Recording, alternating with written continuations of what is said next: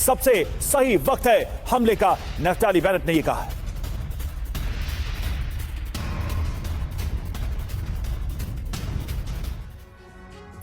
ये बहुत बड़ा बयान है जो इजराइल से सामने आ रहा है। इजराइल के पूर्व पीएम नफ्ताली बेनेट क्या अपील कर रहे हैं, ये देखिए।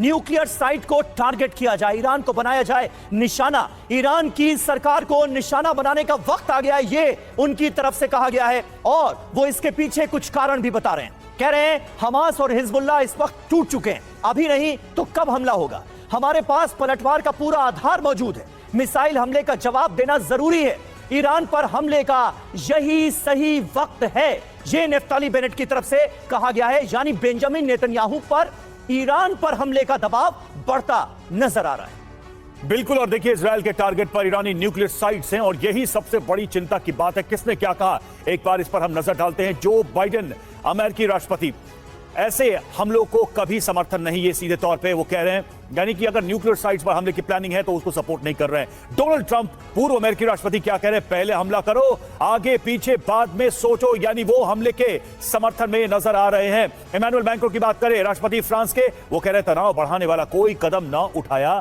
जाए।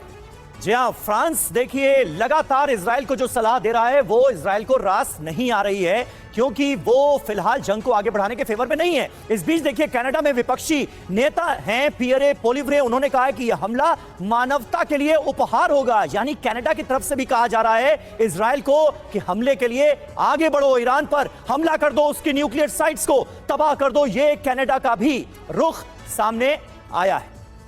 और हमारे साथ तमाम खास मेहमान मौजूद हैं, उनसे आपका तारुफ करा दें। एवीएम ओपी तिवारी जी हमारे साथ मौजूद हैं, ब्रिगेडियर शरदेंदु डिफेंस एक्सपर्ट के तौर पर हमारे साथ जुड़ चुके हैं, नेवल कैप्टन श्याम कुमार भी हमारे साथ मौजूद हैं। लेकिन हमारे सहयोगी सुमित चौधरी जो कि इस वक्त बेरूत के खतरनाक वॉर जोन में मौजूद हैं, युद्ध क्षेत्र से हमारे साथ लाइव जुड़ रहे हैं। सबसे पहले उनका रुख करेंगे। सुमित, वहां से क्या अपडेट आपको मिल रही है, क्योंकि अभी तक तो ईरान के प्रॉक्सीज हमला कर रहे थे, लेकिन ईरान ने इजराइल पर डायरेक्ट अटैक करके क्या वो गलती कर दी है जिसका बड़ा खामियाजा उसे भुगतना पड़ सकता है। बेंजामिन नेतन्याहू पर दबाव बढ़ता जा रहा है कि ईरान पर हमला करे इजराइल।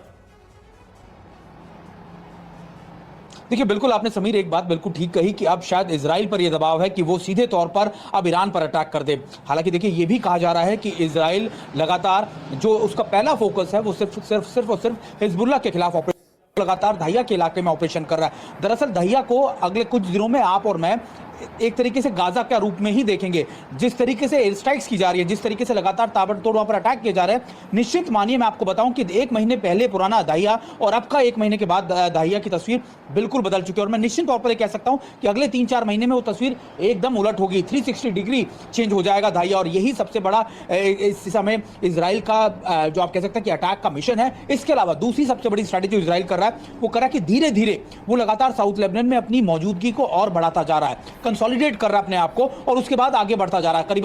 करीबन आधा किलोमीटर, फिर 2 किलोमीटर, अब करीबन 3 से 4 किलोमीटर का एरिया उसने अपने हाथ में ले लिया साउथ लेबनान का। और मेरे हिसाब से, क्योंकि लगातार मैंने तब भी देखा था 8 से 10 किलोमीटर का एरिया जब तक अपने हाथ में नहीं ले लेगा इजराइल या उसकी फोर्सेस, वो आगे नहीं मूव करने वाली है। उनका मकसद ही साउथ लेबनान की उस पट्टी को 8 से 10 किलोमीटर की पैरेलल लाइन चलती है 130 किलोमीटर बॉर्डर एरियाज के साथ, उसको अपने हाथ में लेना है। ईरान की आपने बात की, ईरान पे निश्चित तौर पर इजराइल तब हमला करेगा जब उसको लग जाएगा कि हाँ साउथ लेबनान का ऑपरेशन अब उसके हाथ में आ चुका है, उसने कहीं ना कहीं हिजबुल्लाह की पूरी कमर तोड़ दी है। तो निश्चित तौर पर, लेकिन ये जरूर है जो बयान लगातार इजराइल की तरफ से आ रहे हैं, जो लगातार कहा जा रहा है कि इजराइल की जो स्ट्रैटेजीज में चेंज आ रहा है, ये मान के चलिए कि ये है कि इजराइल ईरान पर भी आज नहीं तो कल जरूर अटैक बिल्कुल, लेकिन वो अटैक कैसा होगा, किस तरह का होगा, कहां होगा, ये अपने आप में अभी सवाल बना हुआ है। कैप्टन श्याम, सवाल यही है कि क्या न्यूक्लियर फैसिलिटीज को निशाना बनाएगा इजराइल? क्या इतना बड़ा